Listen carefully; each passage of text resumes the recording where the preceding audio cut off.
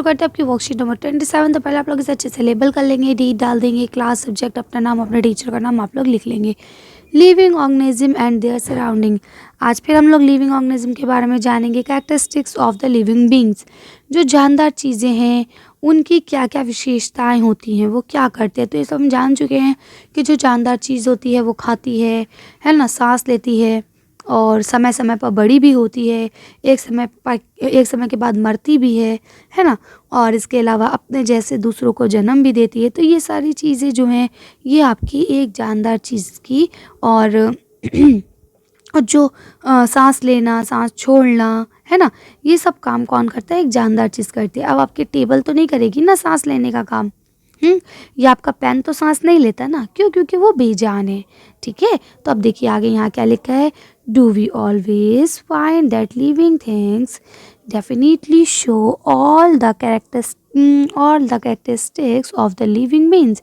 क्या आपने ये बात रियलाइज़ की है, क्या आपको ऐसा लगता है कि हर जानदार चीज़ में सेम कैरेक्टरिस्टिक्स होंगी, यानी जैसा एक है वैसे ही सारे होंगे? तो ऐसा नहीं है, ये गलत है। कुछ अलग होते हैं, जैसे जानदार चीज़ों के लिए कहा गया क्या मूविंग भी ज़रूरी है, लेकिन पेड़ तो मूव नहीं करते, है ना।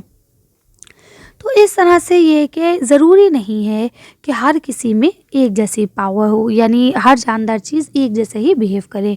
We all know that living things need food. हम सब जानते हैं कि लिविंग थिंग्स को खाने की ज़रूरत पड़ती है। देयर रेस्पिराइज रिस्पॉन्सिबिलिटी, यानी कि reproduce, show movement, grow and even actually die, यानी कि क्या बोलते हैं कि जो जानदार चीज़ें उन्हें खाने की, सांस लेने की, और जो खाना खाया उसमें जो यूज़ हुआ, ठीक है, जो वेस्ट बचा उसको अपने बॉडी से बाहर निकालने की, अपने जैसे रिप्रोड्यूस का मतलब होता है अपने जैसे किसी दूसरे को जन्म देने की, या एक स्थान से दूसरे स्थान जाने की, बड़े होने की, और एक समय आने पर मरने की। ये सारी जो चीज़ें हैं ये एक जानदार चीज़ की क्वालिटी हैं, ये दिखाती हैं कि ये जानदार है। ठीक है, अब क्या लिखा है आगे। Let's find out above mention characteristics of living things can be observe always. तो क्या बोलते हैं कि जो ऊपर हमने दी, क्या आप हमेशा इनको ऑब्जर्व करते हैं हर जानदार चीज़ में? तो ऐसा नहीं है। फिलहाल देखते हैं आगे क्या कह रहे हैं ये। For having criteria on this concept, let's perform that the below mentioned activities। अब इस क्राइटेरिया को मद्देनज़र रखते हुए क्या ये सही है या नहीं, इसको जानते हुए हम लोग नीचे की दो एक्टिविटीज़ को करते हैं और फिर पता लगाने की कोशिश करते हैं। एक्टिविटी नंबर 1 है मटीरियल रिक्वायर्ड सीड्स, राजमा, चना, मूंग, वीट एक्सेट्रा। यानी आपसे इसमें से कोई भी एक बीज को मांगा गया कि अगर आप इसमें से कोई भी एक बीज हो तो आप उसे ले लें। स्टेप 1 है। स्टेप 2 भी टेकन। तो पहला लिखा है take whatever seeds you have in your kitchen if you don't have the above mentioned seeds। यानी कि आप कोई भी उस सीड को ले सकते हैं जो आपके घर में, आपके किचन में मौजूद हो। अगर ऊपर वाली जो ऊपर आपको मेंशन की गई हैं, दी गई हैं सीड्स, अगर इनमें से नहीं है तो जो भी आपके किचन में आप उसे ले सकते हैं। Observe them by keeping in mind all the characteristics of living things. अब आप अपने दिमाग में ये बात रखिए कि जानदार चीज़ों में क्या क्या होता है। क्या इस बीजे में आपको वो सारी क्वालिटीज़ दिख रही हैं जो जानदार चीज़ में? एग्जाम्पल के तौर पे, क्या वो बीजा सांस ले रहा है? क्या वो बीजा समय समय पर बड़ा हो रहा है? क्या उस बीजे ने मतलब आपसे कुछ बात की, या वो जहाँ आपने रखा उससे कोई दूसरी जगह पे खिसक गया? कुछ नहीं हुआ ना।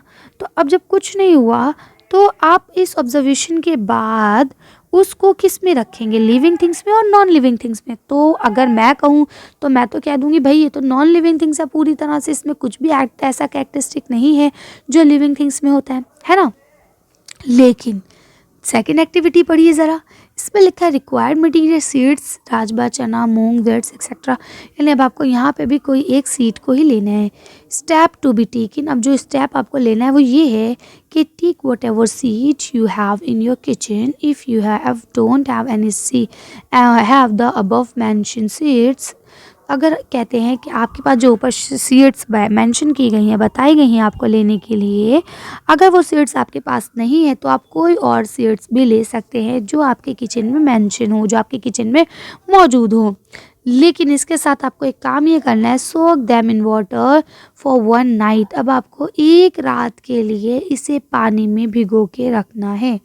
उसके बाद आगे क्या बोलते हैं, ड्रेन वाटर फ्रॉम इट। अब उसको पानी को सुखा लीजिए and wrap them in cotton clothes for another 2 days। और अगले 2 दिनों के लिए आप उसे पानी से निकालकर सूती कपड़े में रख दीजिए। तो अब आपसे कहते हैं what you observe after unwrapping the clothes from seeds। यानी अब आपने जब उसको कपड़ों से बाहर निकाला, उस सीड्स को उस सूती कपड़े से बाहर निकाला, तो आपने क्या ऑब्जर्व किया, क्या देखा आपने। तो हमने क्या देखा, हमने ये देखा कि किस तरह से उसके अंदर जो चना है आपका, मान लीजिए मैंने चना लिया, तो ये जो चना है इसमें एक आराम से सुल्ला टाइप का वाइट वाइट कलर का, कुछ हल्का ग्रीन कलर की एक टेल टाइप की निकल आती है ना, दुम टाइप की निकल आती है। क्या है ये इसका जनन प्रोसेस है।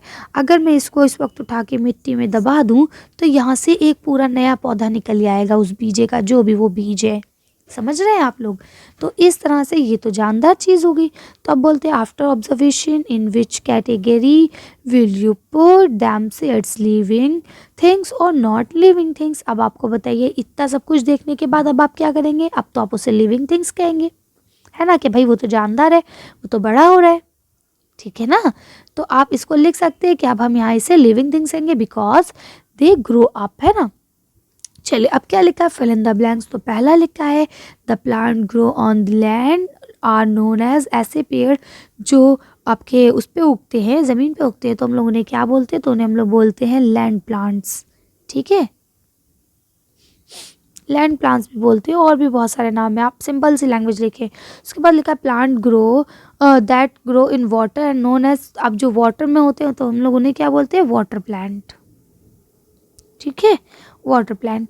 उसके बाद लिखा है to adjust new living condition is called. जब हम न्यू लिविंग कंडीशन में एडजस्ट करते हैं तो उसे हम लोग क्या बोलते हैं, अडैप्शन, ADAPTATION, अडैप्शन, ठीक है। देन उसके बाद लास्ट क्वेश्चन लिखा है ऑल लिविंग बीइंग्स। तो हर जानदार चीज़ क्या करती है, can some lay eggs, some have babies and some produce seeds. इन्हें कहते हैं कि हर जानदार चीज़ जो है वो क्या करती है, जिसमें कुछ ऐसी हैं जो अंडे देती है, कुछ ऐसी हैं जो बच्चे देती हैं, और कुछ ऐसी हैं जो आपकी बीज देती है। तो उसको हम लोग क्या कहते हैं, रिप्रोड्यूस, है ना, रिप्रोडक्शन, यानी कि अपने जैसे को जन्म देना, प्रजनन, ठीक है। तो यहाँ पे आप क्या लिख देंगे, रिप्रोड्यूस लिख देंगे, इसका आंसर आपका रिप्रोड्यूस हो जाएगा। अब आइए नेक्स्ट क्वेश्चन पे, यहाँ लिखा फाइंड द ऑड वन। अब इसमें आपको अलग वाले को निकालना है, give reason for your answer also. आपको अपने आंसर को जवाब भी देना है कि आपने ऐसा जवाब क्यों लिखा। Table, cat, chair and pen. तो इसमें कैट हो जाएगा बिकॉज, आप हर बार ऐसे लिखेंगे, बिकॉज की स्पेलिंग यहाँ से आप बार बार लिख लेंगे, ठीक है। Because this is living things, ठीक है, क्योंकि कैट जो है वो लिविंग थिंग है, जबकि आपके चेयर, टेबल और पेन नॉन लिविंग थिंग्स हैं। उसके बाद लिखा है camel, lion, tiger and jackal. तो अब बताइए, तो आप इसमें कैमल को करेंगे तो सेम ऐसे लिखेंगे बिकॉज दिस इज, उसके बाद यहाँ लिख देंगे पैट एनिमल, क्योंकि सिर्फ एक ये पैट एनिमल है, बाकी सारे वाइल्ड एनिमल्स हैं, ठीक है। तो क्या लिखेंगे, because camel is a PAT animal. उसके बाद mango, Apple, grapes and cactus. तो इसमें आप कैक्टस करेंगे, क्यों, क्योंकि देखिए ये एक प्लांट है, ठीक है, जबकि मैंगो, एप्पल और ग्रेप्स के एक तो ये फ्रूट्स है, और दूसरी चीज़ अगर हम कहते हैं तो इनके फिर ट्री होते हैं, जबकि कैक्टस का है प्लांट होता है। उसके बाद आप आगे देख सकते हैं fish, hand, dog and pig. तो इसमें क्या हो जाएगा, फिश हो जाएगा because they are water animal, ठीक है, ये आपका वाटर एनिमल है, इसलिए हम इसको अलग रखेंगे, ठीक। बाकी सब आपके जो हैं ये आपके ज़मीन वाले जानवर हैं, या डॉग या पिग जो भी है, ठीक है। उसके बाद लिखा है लोटस, रोज, सनफ्लावर एंड चमेली। तो इसमें क्या हो जाएगा, लोटस हो जाएगा because they are water flower, ठीक है, ये क्या है आपका वाटर फ्लावर है। बाकी रोज़, सनफ्लावर, ये सब आपकी चमेली, ये सब आपकी ज़मीन के ऊपर उगती है। तो कर सकते हैं आप लोग। चलिए तो आज की वीडियो को यही ख़त्म करते हैं। आज की वर्कशीट में बस इतना ही। अगर आपको हमारी वीडियो पसंद आई हो तो प्लीज़ इसे लाइक और शेयर करें। अगर अभी तक आपने मेरे चैनल को सब्सक्राइब नहीं किया तो प्लीज़ मेरे चैनल को सब्सक्राइब करें। Thank you for watching.